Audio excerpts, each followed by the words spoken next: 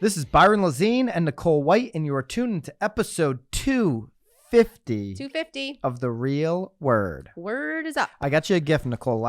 When we hit 200, you got me a gift. I am afraid.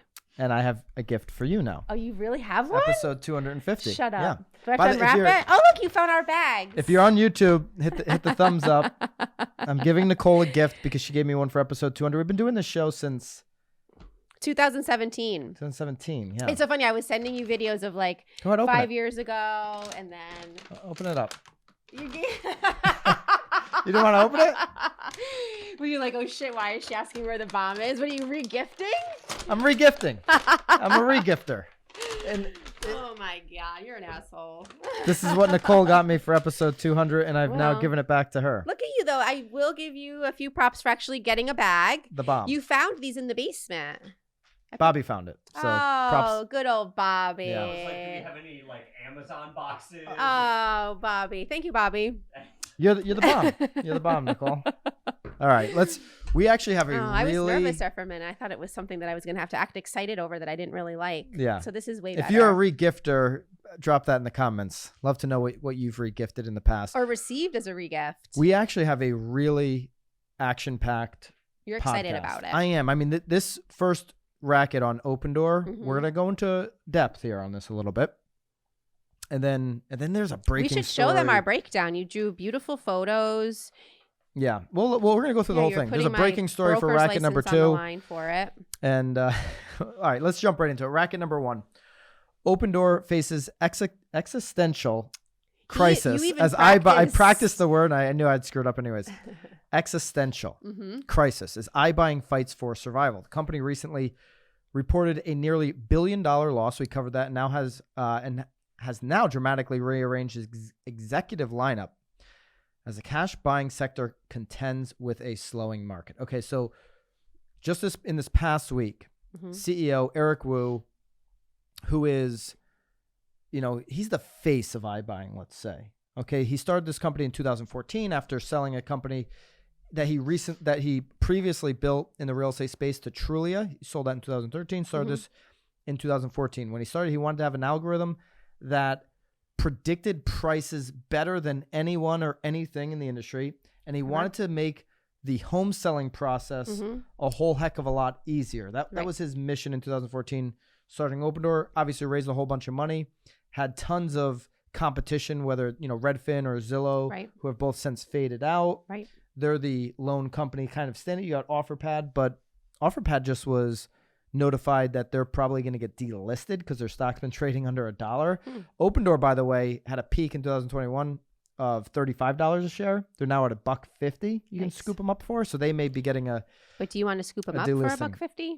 No, I've never bought Opendoor stock. No, I've battled people in the comments. This is not a market maker. This is just a bigger version of what's always happened. People buying homes for cash from people that want a quick sale, and they tried to scale it, and now there's a debate on, is this ever going to work, right? Yeah. Well, I feel like we've been debating this. Remember, even when Brad, what he did, like the top... That 50% of deals would be iBuyers, yeah, I mean, and that's clearly the worst prediction ever. That was like 3 years ago. That was like 2019, yeah.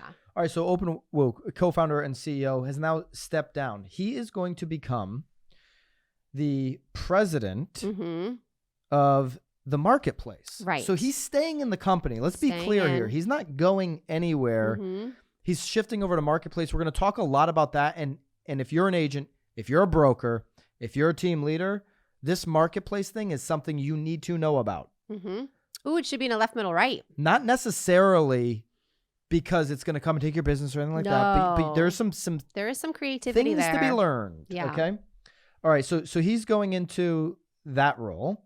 The CFO of Opendoor, who has a big finance background, obviously, going into CEO means that Opendoor is really focused on money. With their stock basically all the way at the bottom. The Opendoor president, Andrew Low-Aki, he resigned, so he's out. Mike Del Prete, who does great stories for Inman, we've talked about him a bunch in the past. And this is an Inman article, which we'll link below. Mike, when asked, what does this mean with Eric going into a new role and the president leaving the company? Yeah. He says it's like as if the vice president and president both of DC right were to resign at the same time. Right. Yeah. I know half of America would be very happy if that happened, but I don't foresee that happening. It's that type of a shakeup. Right. For Opendoor, in Mike Del Preti's words. All right. So this article goes into, they're fighting for this survival. It's a huge moment. Through Wu stepping down as CEO, though Wu stepping down as CEO has been the headline dominating the news, Opendoor's actual announcement is a bit more complex. Him not leaving the company and taking over this exclusives product. Opendoors, yeah. Inman did a great article middle of November that I think slipped under the radar. It slipped under my radar. Yeah. Here's what you need to know about Opendoor exclusives. We dove into this a little bit. We'll link up this as well. The iBuyer has launched a new marketplace. So this is just 2 weeks ago. Now Eric's stepping down, taking over. Yep. This new marketplace to connect home buyers and sellers. The move comes as the housing market continues to slow and as iBuyers face gathering headwinds.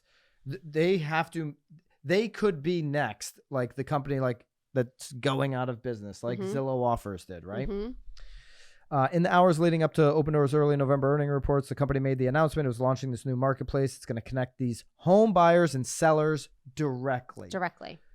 Which is never a good idea. Everybody should go on Opendoor exclusives, opendoor.com/exclusives.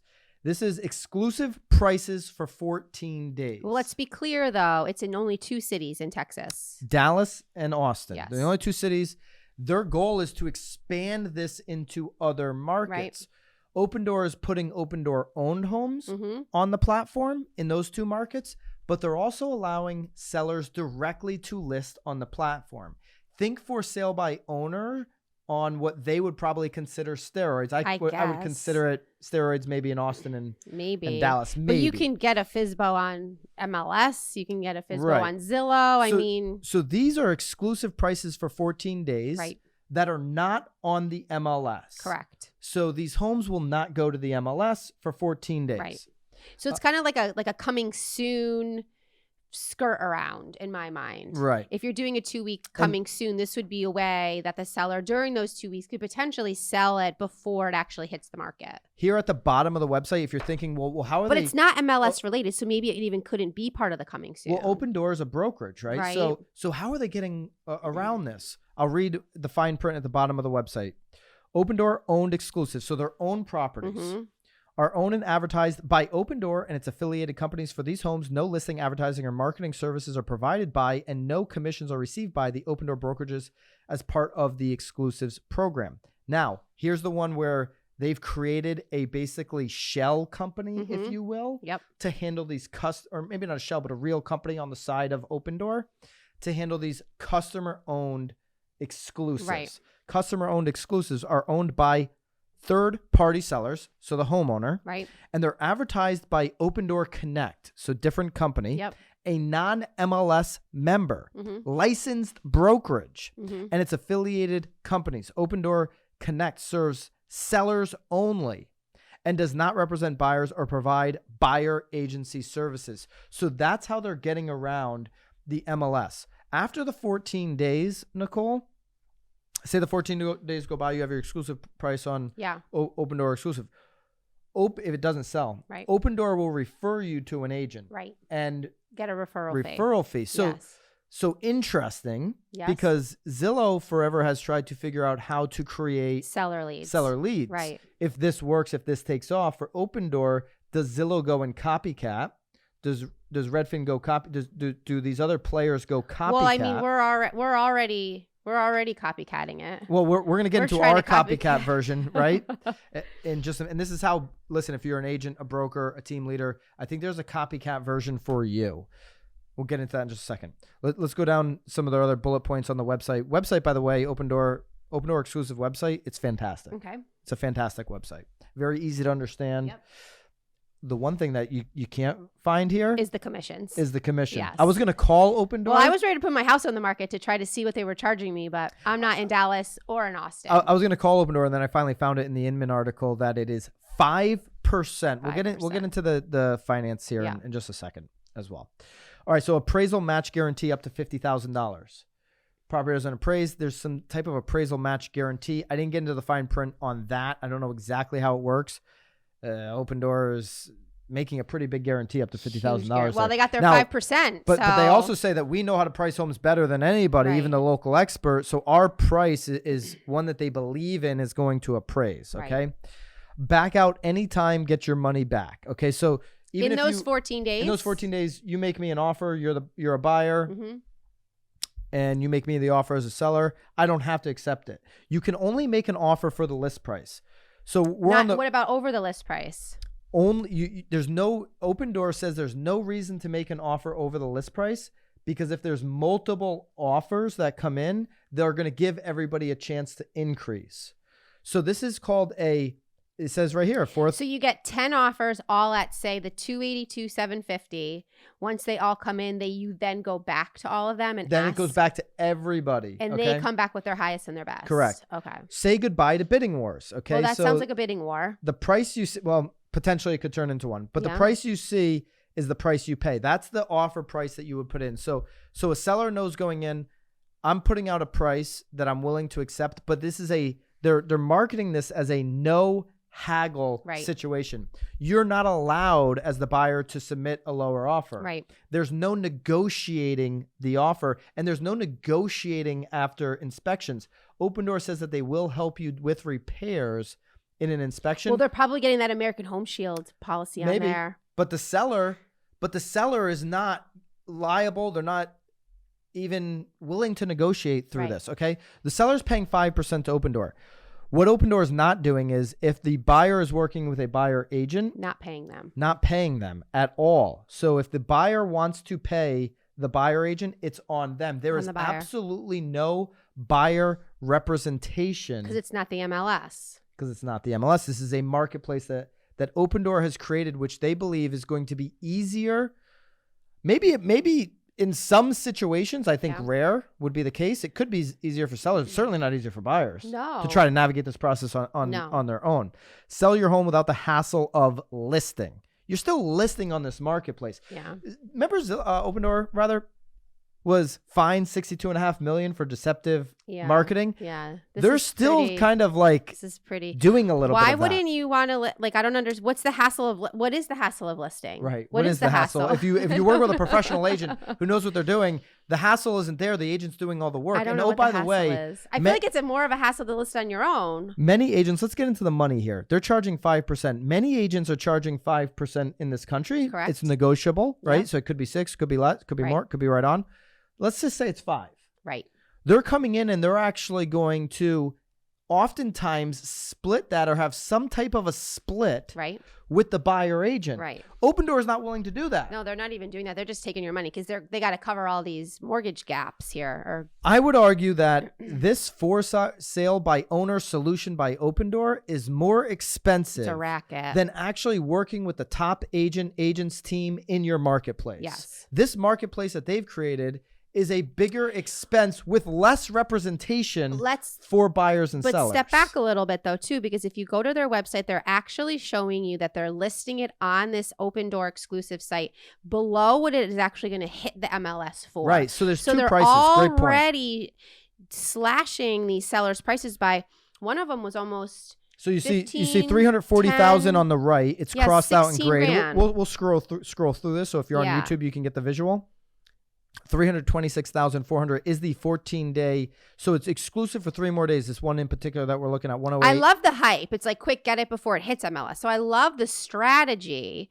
108 Rockhaven Drive in Alvarado, Texas. It's listed for 326,400 on the exclusive website, but it's going to go on the MLS at 340. So for a buyer seeing that, to your point, I'm saving this amount of money. $20,000. But I'm also representing myself in the transaction right. as the buyer, okay? But the seller's now out $20,000 there, and then they're still being charged another 5% to list it. So, I mean, they're now out even more money than if they were to actually list it. So, who will be my agent is one of the FAQs. You will work with a licensed Opendoor Connect agent who will guide and represent you throughout this process. Remember, though, Opendoor, these are going to be employees, right? Yeah. One of the reasons why Opendoor has had trouble like selling a lot of these properties way under what they bought them for is because they relied so much on their algorithm. You're not going to pay somebody a W-2 salary to go out and look at a house and see what the value is, right? Now, it says very clearly in here. Well, that's probably why they're moving Woo over there. They got to get those numbers your right. Your Connect agent is going to be over the phone. Right. These are specialists available to you between 8 and 8 over the phone. Mm-hmm. So these licensed people are just working with you just like they're basically a call center giving you some advice on how to get through the process. This is exhausting. Right? Yeah. The reason why Opendoor's, in my opinion, has struggled with their relying on their algorithm on pricing is because you're not going to send a W-2 employee out to go do this, just like you're not going to send a W-2 employee out to go actually work with people and help them understand the process. Mm-hmm. They're going to do it from a phone call. Mm-hmm. And the reason why agents haven't been disrupted is because they go out and they price these homes before they ever get a dime. Right. They go out and get in the house and get in with people before a closing ever happens. They only get paid if deals actually take and they're place. like hugging them if it's like a sad situation and petting the dog. And I mean, I think Opendoor having a coffee would debate how much value that's adding, but I understand what you're saying. Yeah. So that it goes through the whole FAQs. I think it's, again, the website, Opendoor exclusives, mm-hmm. It's fantastic. Let's get into where you can benefit as an agent. Yeah. I think you go through this website. I think you go through the model in which that they've shown you. They've laid it all out on their website. Mm-hmm. Okay. Opendoor wants to scale this to other locations. Right. This is a feature that Opendoor is hoping will be profitable for them. They're not going to have to own as many homes. Right. And they can get these referral fees to the MLS agents. The referral fees will probably be the biggest. They can get these 5% fees. 20% of homes that have been listed on exclusive have sold. Do you have to be an Opendoor affiliate to get the I'd the imagine referral? You're going to have some type of relationship with them, just like a Zillow lead or a Realtor.com or whatever. But you could take this blueprint on their website. You could go create a secondary company in your marketplace. Mm-hmm. And you could create a marketplace within your state. Me and Nicole we were just kind of he was putting my back license of the on napkin the line. here. Yeah, putting my brokerage. He was making my own brokerage. Nicole's brokerage non-MLS license, related. And we're going to put it over here, non-MLS, 14-day exclusive for the state. And there's a fee. Maybe it's not 5% Opendoor. I don't think it could be 5%. I think you undercut Opendoor. You have to. Right? Ideally, we end up getting a listing. I mean, I don't know that we're actually selling it on this side, but. You have your own team over here. It has to be for a reduced rate. It's the only way that it makes freaking sense. It doesn't make sense any other way. You do a referral fee if they don't listen. What's the advantage, Nicole? I see a clear advantage for Opendoor. For the people that decide to do this, you're charging them 5%, and you're not paying out a buyer agent. Dude, this is a moneymaker. This is very profitable. For Opendoor to do little work. They're not sending anybody out. To you, they're doing some listing photography, so they're going to send that out. You sell 5 and you make $100,000. There's a specialist over the phone. Very, very profitable for Opendoor to do this exclusive program. Tell me what the benefit is. We know there's no benefit for buyers because they now have to go pay out of their pocket, which I think having that option in the future is going to become more relevant. That's a whole nother can of worms. Right. What's the advantage for a seller? I've been questioning you on that for the last 15 minutes. You actually see a benefit for a seller at 5%? What is the benefit for a seller, whether it's Opendoor or somebody else going on to this 14-day exclusive marketplace, which doesn't have a lot of awareness? You got to pump a lot. The reason why Opendoor is not everywhere in every single market on this is because they own homes in these two communities. I don't see and they have inventory benefit. they got to get rid of. The only it's very expensive for them to market to all these communities that we have built a new marketplace. The only benefit that I see is maybe some extra eyeballs getting on it before it actually hits the MLS. But I don't really see it like the actual sale happening in those 14 days being any type of benefit. I don't Unless see it's a great property that it. But to get buyers aware of this new marketplace takes time, takes a lot of marketing dollars. Okay, it's for 5%. So I agree with you, and I just recently was re-educated. I almost sold my property in Connecticut off market. You thought you were. Now I'm not an advocate of selling property. I want to hold them, but I couldn't Airbnb this. I'm not here all the time, so I bought a new property. Basically, rolled that money into the new property. Yeah. Nicole's renovating that. Which we'll share some of the renovations. You are on BAM? On BAM, yeah. Oh, no, I'm probably not on BAM. Uh-oh. Somewhere. We're going to just on follow the railroad? Yeah. The podcast is going to be Showing updates. Anyways, when I sold my place, I almost sold it off market. Right.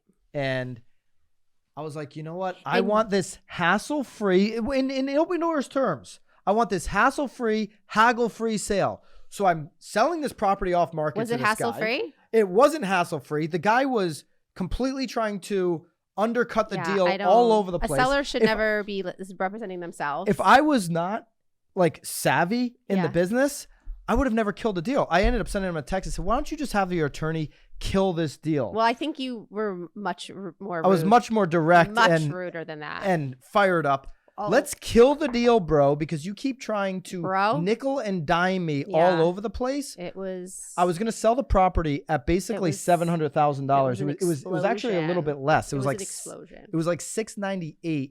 And it was all cash. And I'm like, this is going to be hassle free. No, it was nothing but a hassle. He was writing me all these emails, which were 15 paragraphs long. Yeah.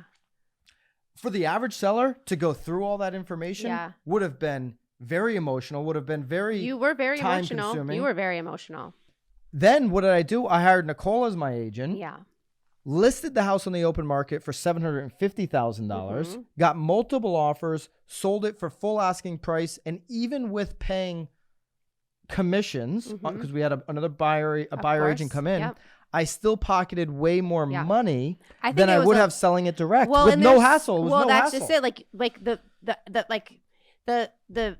I mean, there were so many hiccups along the way, and the only reason you knew about them was because Carolina was asking. I'm like, we don't need to talk about what's happening. Like, we're fine. This line that Opendoor continues to use, this crutch, I just don't know that there's a better way to sell than conventional real estate agents. Opendoor, you're charging more money than the conventional process, and I promise you, it isn't hassle and haggle free. I just went through an example of it, and it wasn't hassle and haggle free. And when I used the conventional process, it saved me money. I made more money, and it was less of a struggle to get through the process. Right. And he's happy, so and the buyer's happy. Every time you say this, sell your home without the hassle of listing. Number one, that's not true. You're listing into the marketplace. Right. Every time you say this, you're continuing to tell the lie that you were fined for. Now, and at the bottom, I mean, this is going to be our whole podcast. I know. I'm going deep into Opendoor. This is like a 30-minute just at the bottom bracket. At the bottom of the first article, and we're going to link up all three links. The two Inman articles. We're going to link up the website. This is an example of, he's talking about Eric Wu again. Yep. This is an example of entrepreneurial activity, and sometimes it works and sometimes it doesn't. I think it's not working right now. Maybe somebody comes in and saves this brand and it like, I'm thinking of it like a Compass situation. Maybe somebody buys them. Yeah. But our industry needs more entrepreneurial activities. Okay. And I agree with that. We need people like Eric Wu who are willing to take risks and push change from a philosophical standpoint. Love it. Just stick with it. From a philosophical? I can't read and talk. I'm dyslexic in that way. Sorry. Philosophical. From a philosophical standpoint. Yes. Thank you, Nicole. She's got the degree. I don't. That pushes the entire industry to be better. And I agree. Yes. What Eric Wu has done is it's made everybody better. Yeah. Now it's making us have we're scribbling new business plans on the back of his face. Chris Smith put up a tweet recently saying a lot of people are going to bury Eric because it's easy, it's red meat right now to pounce on. But he says he created an iconic brand with Opendoor. I don't think it's iconic. Well, I think we've just spent an hour talking about it. I agree. And listen, I think what he's done, his entrepreneurial activities have pushed the industry. The brand itself of Opendoor, ask people in the Northeast, the regular homeowner, what Opendoor is in the Northeast. They have no idea what it is. For sure. Okay. So maybe it's iconic in Austin, Texas. Yeah. Okay. But it's not iconic. It hasn't changed the game. It's actually somewhat proven to not work out. And this whole ease of transaction hasn't been proven, and his distaste, his attacks on agents have continued to hurt him financially with his business endeavors, but I do appreciate his entrepreneurial activities in the industry. Listen, he had a big windfall when he sold out to Trulia. Got a lot of people to invest a lot of money in this, and a lot of those people are probably writing that off as an L in their hedge funds and in their investment funds. All right. Well, that was fun. Let's go to racket number 2. So Opendoor, racket, not a racket. How about the marketplace? Is it a racket? I think the marketplace is a huge racket, but it is something to be explored. I think it's not a racket if you rip it off and duplicate it in your industry. In a better in your way. market, rather. In a better way. Okay, racket number 2. This is breaking news. This is a total friggin' racket. All right. Action News investigation. Real estate company accused of deceptive practices. Data pulled from Philadelphia records suggests the company may be focusing on minority neighborhoods. The company they're talking about is MV Realty. They're headquartered in Florida, but they have locations across the country. Right. We're talking right now about Philadelphia. Yep. There's Ohio in the article. So this real estate company, Philadelphia records suggest the company is focusing on these minority neighborhoods. Rosetta Looper Grant, who is selling her Oxford Circle home, signed on to the agreement offered by MV Realty. They're approaching homeowners who are not sellers. No, I think she signed this deal in March and then decided to sell in May. So they're approaching these people well before they're ready or willing to sell. Even if they're not even thinking about selling. Even if they're not, they're just hitting up doors. Yeah. So Grant, who signed this agreement with MV Realty, she's obligated to use MV Realty. I want to keep saying MVP. There's an MVP Realty in Florida. I don't think there's any connection here, but MV Realty as her listing agent after signing on with the Realtor's homeowner benefit program in March. MV Realty paid her $645 for initial exclusive rights for the opportunity to sell her property over a 40-year term. This is the definition of buying listings. You hear agents go in and they overprice a home to get the listing. No, they're actually paying money, $645, to acquire the listing on a 40-year term. I mean, most people in the last 2 years have gotten 3-month and 6-month listing terms. I like to get 1-year listing terms because, hey, we're going to do more. If you believe in what we're doing and you're a seller, let's go after it for the year. Here's why I need a year. But I've never really heard of anything over a year outside of new development, 3-year, 5-year. Okay, when are we going to sell out the development? Let's sign a listing for that length. Right. But 40 years. But this though goes deeper than that. They're not just giving them $645. You got to keep reading on. They're not just giving the $645 because you may say, "Whoa, gee, that's not bad. That's great." Hey. Okay, so but then in May, Looper Grant started second guessing her decision. I started feeling a little leery. This is when the city of Philadelphia notified her a mortgage had been recorded on her property. A mortgage. They went around. If you watch the video. First of all, the guy introducing, and you have to watch the actual news video. Actually, let's play a clip right now. The guy of the video. I want him on my news. Action News investigative reporter Chad Padelli has been digging into city records, and the data suggests the company may be focusing on minority neighborhoods. Rosetta Loper Grant is selling her Oxford Circle home with MV Realty. She's obligated after signing this homeowner benefit program with the company in March. MV Realty paid her $645 for initial exclusive rights for the opportunity to sell her property for up to 40 years. But then in May, I started feeling a little leery. The city of Philadelphia notified her a mortgage had been recorded on her property. I didn't see anything over there about my mortgage at the time, whereas they would have a lien. Our clients are telling us that they feel deceived. Carrie Smith is an attorney for Community Legal Services, which does pro bono work for low-income people. She says a half dozen homeowners have come to her seeking help after learning MV Realty recorded mortgages on their properties to secure their commission rights. She's critical of MV's contracts for this: the 40-year term, the 3% termination fee of the home's value, and the forfeiting of customer rights to sue while MV can to enforce contracts. So they're going around, they're asking these people, did you know about a mortgage? Yeah. No, nobody said not anything until about a I got mortgage. the letter. They're going and asking people, and I think the investigators here, this is real journalism. I love this stuff. This is like the Newsweek stuff. Yeah? In It's like the in blood Long Island. dripping out of the... Oh, we're going to get into some blood in a second. Oh, my God. Terrible story. But they're shocked to understand that there's a mortgage. No, I'm under the understanding that I'm getting $645 if I ever sell with them, and I have to list with them. Nope. I didn't see anything in there about my mortgage at the time, whereas they will have a lien on my property. A lien. Okay, so basically they're putting a lien on the property. They have this 40-year term. The homeowner is never allowed to sue them. Right. They're allowed to sue the homeowner if the homeowner goes and lists with somebody else. Right. So even if we're family members and in 20 years I want to just pass it down to my kids, sell it to them. Nope. They're gonna collect a 3% termination fee of the home's value. The value of the home. Okay, and I guarantee you that these slime balls are gonna come back at, say in a year you want to honor your, okay, they paid me the $645. I'm gonna come back to them and I'm gonna say, let's go list my house. Yeah. At that point, they're gonna say, well, our fee's 3%. Right. But now if you wanna get a buyer agent involved, you got to give up to 2.5, 3. So we're gonna do a 6% listing. You know they're gonna switch and bait you there. Bait and switch. Awful. So now there's a mortgage.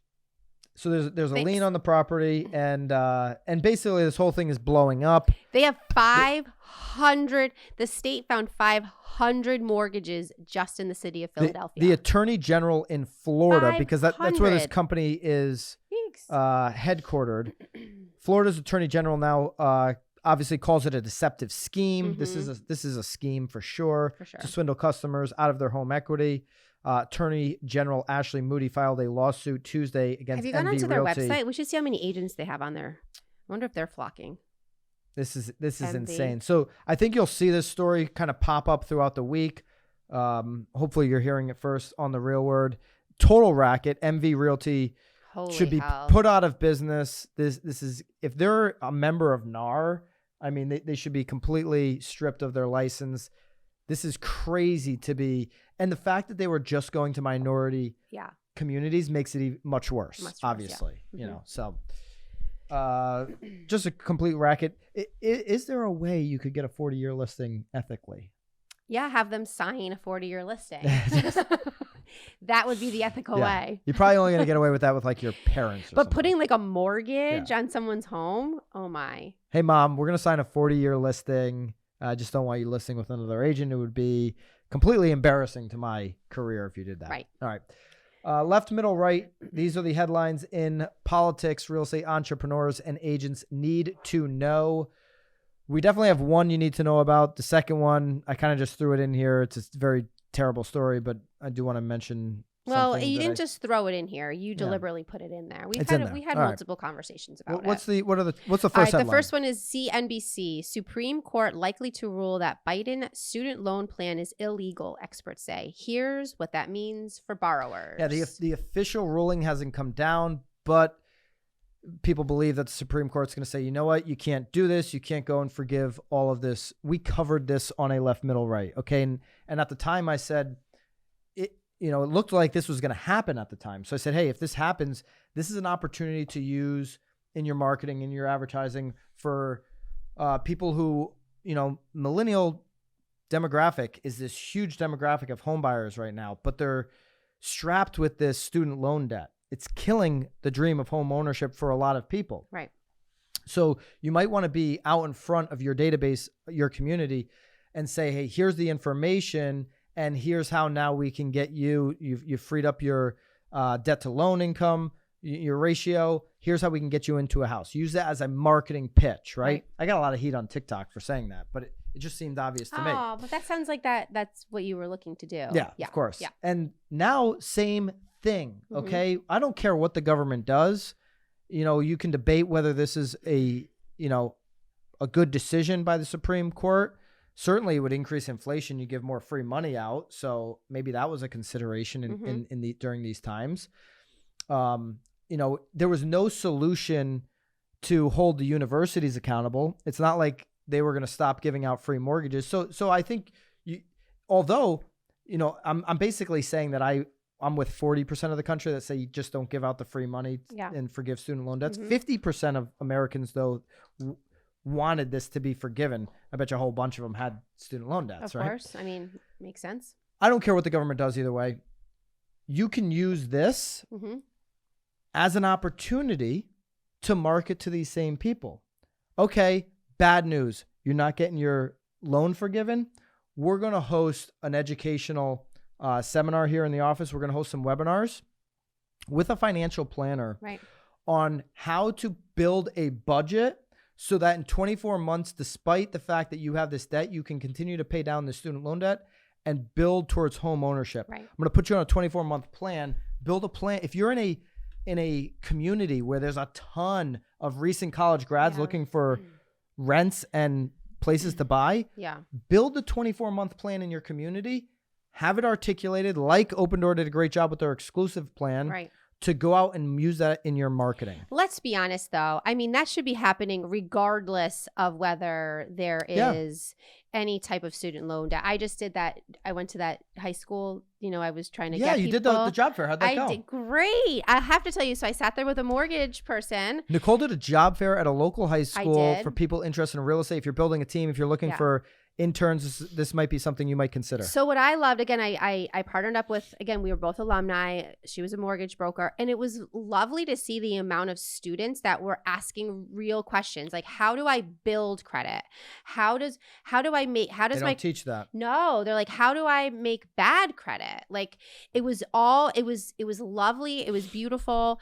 She was sort of talking to them about not getting into the mortgage industry, more about buying a house, you know, out of high school, because you can get one when you were 18 or 19. But I think they were great. It was a great experience, regardless of there being actual student loan debt, because it was a hard one, because obviously these individuals were coming with their parents. And they're high school, so they don't have the student loan debt yet. No, they don't. But again, like when they're with their parents, and of course their parents like, it's college. So when they asked me what bad debt was, I'd say, well, it's college. Bad debt is college. I went to college. I had college debt. Luckily, my parents paid for it, but credit cards. That's all in the bad debt category. Yeah. In college, you can't even file bankruptcy. So I think I think homes these are not. I think having any type of seminar for any especially this time of year, everyone is home from college between Christmas and probably the second week of January. Invite them in, tell them about credit, tell them about how to build good credit, tell them when they friggin' apply for those credit cards as they're walking through. Here's where a lot of agents are gonna come up with an excuse. Well, I'm gonna have all these college kids. I'm gonna do all this stuff, and none of them they're just all gonna go back to college. They're gonna buy a house. But here's the thing: you're building your database. You're getting all these emails. We talked about this phone numbers, episodes ago. You're building a career, not a year. And how many kids in college are gonna have a parent or parents over the next 2, 3, 4 years that say, "Hey, we're thinking about selling the house. How do you feel about that?" Oh, well, I'm on this newsletter. These guys are fun. They're fantastic. Throw this great party every year. Yeah. They had me in for this. Definitely listen with us because of the party. You should definitely go talk to them, right? Okay. What's the second headline? This is the New York Post, University of Idaho murders update, what we know so far. Yeah, I don't know if you've been following this. This is a tragedy, the stabbing of 4 college students in Idaho. There's not much that... there's no positives on this story. There's zero positives. So I'm not even highlighting a positive. I just was thinking about it. And there's a company. You weren't just thinking about it. You've been falling into holds. You've been talking to insurance folks. I hate seeing, now that I have kids, I hate seeing these stories, and I like start to look at them because I'm like, oh my gosh, it's just so traumatic. But years ago, before we even did the Real Word Pod, I did an episode of an old podcast, and we were talking about people dying in the house and what that does to the property value of the house. If there's a tragedy in the house, there's a lot of data that shows you 20 or more % of a discount. Right. I mean, I'm sure everyone's seen the Netflix special on what is his name? Dahmer, right? I mean, there was this company that reached out to us at the time. It's called diedinthehouse.com. Has anyone ever died in your house? I'm so sorry. What? So this is a website. Where did you find this? Diedinhouse.com. You don't respond to my texts, but you're finding died in the house? They reached out to me years ago and they said, hey, you did that episode. We'd love to talk to you. We did a little episode with them. So you can put in your address and has anyone died 55 in this address? You want to put on yours right here live on the... Yeah. Live on the Real Word. There it is. I mean, my house is 1875. Connecticut law does not consider death, no matter how it occurred, to be a material fact that is required to be disclosed. If a buyer asks the seller in writing, then the seller and or agent must disclose the death if they know. I love it. So they're basically, so I guess for that state, they're saying, hey, this isn't, so in states where they disclose, it probably pops up.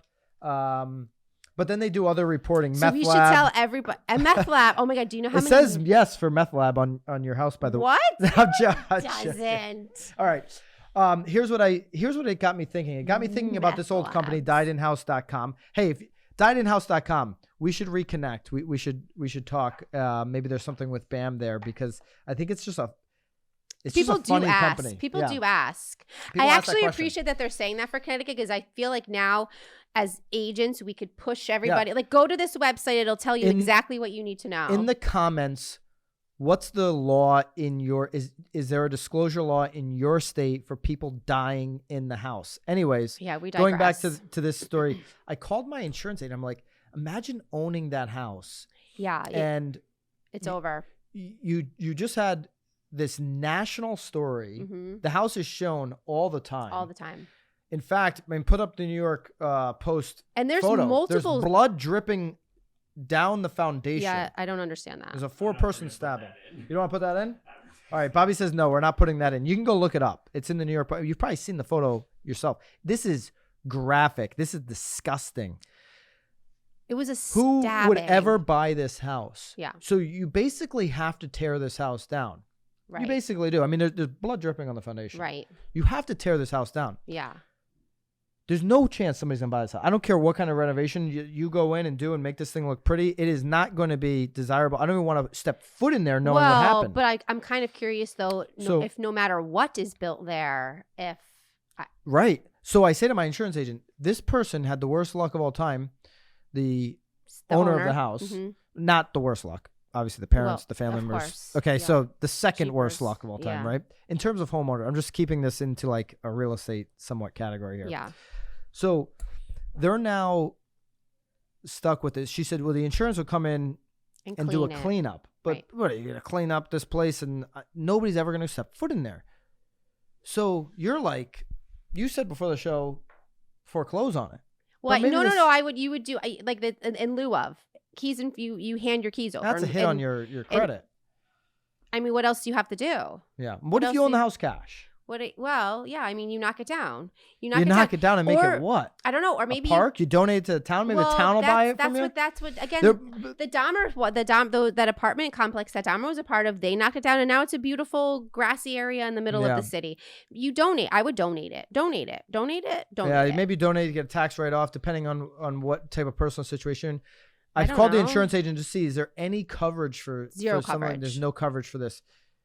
Insurance companies might be a little add-on. Maybe, hey. Just for murder? You want $50? $50? I mean, it doesn't happen that often. Buy that. Actually, nobody would buy that. Are you expecting? I don't know. I mean, I got crazy meth labs in my house. It would have to like encompass some other wild stuff outside of just murder. Could you imagine though? Because then more husbands may murder more wives. Yeah. I think can't do that. I think that's a no-go. Okay. We totally digress. Anyways, this is an awful situation. Terrible. That was maybe the worst topic I've ever covered. Although I think if you've never checked out diedinhouse.com or you were unaware of that, that may be a link that you send out to your. Are we keeping this in this podcast? Yeah. That might be a link that you send out to your buyers if they ask you, hey, just go on here. I don't know, but maybe you can go on here. Anyways. At the end of the day, I do hope that they find episode 250 was long. Whomever is killing these people, because you're saying that you fell into a hole and it's happened before. Yeah. So it was action packed. We've done 250. I want you to sign right now a 40-year You're gonna put a mortgage on my house? I'm gonna lien you personally. Personally, all your personal business endeavors. To do a contract to do the real word for another 40 years. This is legally binding? Yeah, that's legally binding. It's been a pleasure to do 250 with you. I agree. I was looking back and it's funny. It's fun. We used to have fun. Yeah. No, we still do. I still have fun. I have fun. She doesn't. It's episode 2330. You booked her until. Yeah, Jeepers creepers. episodes. I'm gonna be 80. We're like, I'm gonna trying to keep our teeth in. I love doing this show. Love everybody that has followed along. For sure. Love to hear from you in the comments. If you're enjoying the show, please consider subscribing to BAM YouTube and reviewing the podcast if you're listening on Apple or Spotify. And we'll see you next week on episode 251. See you guys. Keep it real. Fantastic. Look at that.